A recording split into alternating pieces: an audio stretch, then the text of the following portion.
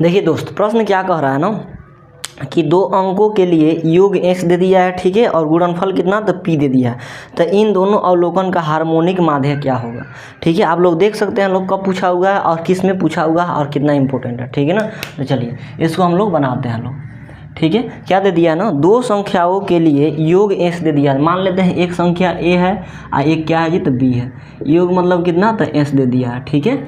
योग a मान लिए एक संख्या b मान लिए, ये दोनों का योग कितना दे दिया s दे दिया है। नेक्स्ट हमको क्या कह रहा है ना कि गुणनफल कितना है p दे दिया है। गुणनफल मतलब a आगुने b का मान कितना दे दिया जी तो p दे दिया।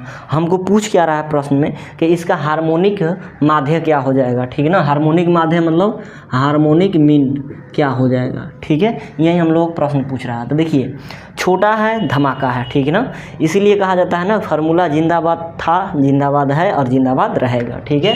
हम लोगों के HM पूछ दिया, एकदम फार्मूला याद रहेगा, ऐसे ही आप लोग ऐसे चुटकी में आंसर दे देंगे। लेकिन नहीं याद रहेगा तो क्या कीजिएगा, छोड़ के आइएगा भाई, सरासर है कि छोड़ के आइएगा। तो टॉपिक बाई टॉपिक सब चीज़ दिमाग में रखना है, ठीक है। हार्मोनिक माध्य क्या हो जाता है ना 2AB अब बट्टा कितना हो जाता है जी तो A+B हो जाता है, ठीक है। दो को संख्या का हार्मोनिक माध्य निकालना होगा तो दो आगुने दोनों संख्या का गुणनफल अब बटा दोनों संख्या का योग।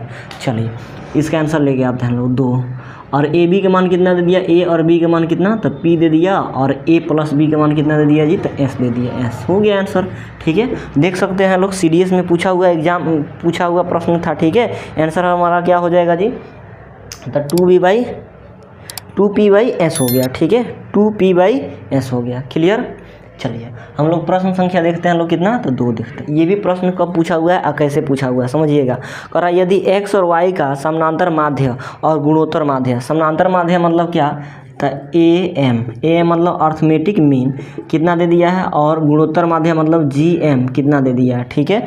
हम लोग दिया है 8 और 3√7 दे दिया है, कितना दे दिया है जी तो 8 दे दिया है, और आपको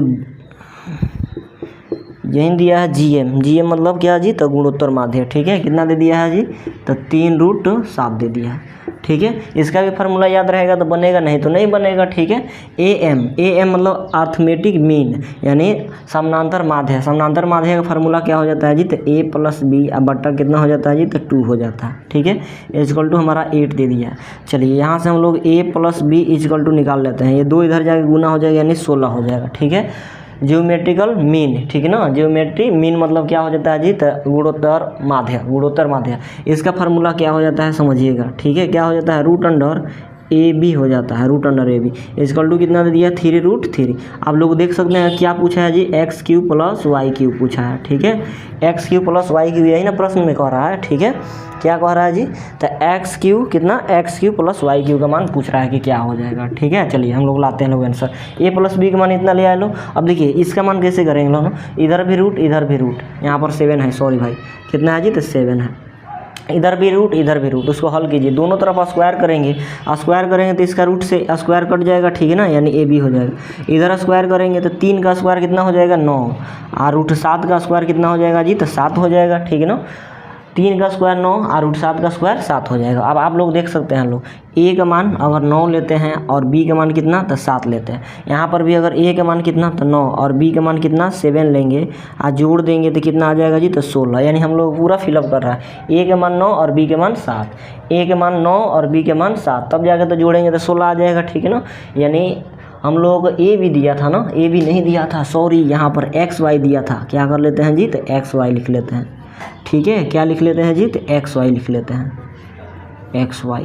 यहाँ पर भी हम लोग XY लिख लेते हैं, यहाँ पर भी XY लिख लेते हैं लोग, ठीक है। चलिए हमको क्या चाहिए ना x³ + y³ चाहिए था। x का मान कितना हो गया जी तो 9, यानी 9 के क्यूब हो गया, और प्लस y³ मतलब 7 का क्यूब हो गया।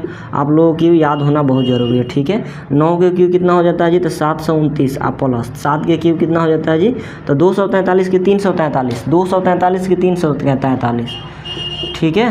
749 और फिर से 7, 7 9 63 के 3 और 7 होगा 28, 28 29 30 31 32 33 34, कितना हो जाएगा जी 34, यानी 343 हो जाता है, 343। चलिए 9 और 3 12, हाथ में कितना हो गया जी तो 1, 2 और 4 6 हाथ में के 7, ठीक है, और 7 और 3 कितना हो जाएगा जी 10 हो जाएगा, 1072 कर रहा है ना। दो संख्याओं के हरात्मक माध्य और गुणोत्तक माध्य क्रमशः दे दिया 10 और 12। हरात्मक माध्य मतलब 3 नंबर क्वेश्चन, हरात्मक माध्य मतलब हार्मोनिक मीन, ठीक है, और गुणोत्तर माध्य दिया हुआ है ना जी। गुणोत्तर मतलब जियोमेट्रिक मीन कितना दे दिया है जी, तो आप लोग बताइए कितना दे दिया है, 10 और 12 दे दिया, क्रमशः 10 दे दिया है, ये दे दिया है 12।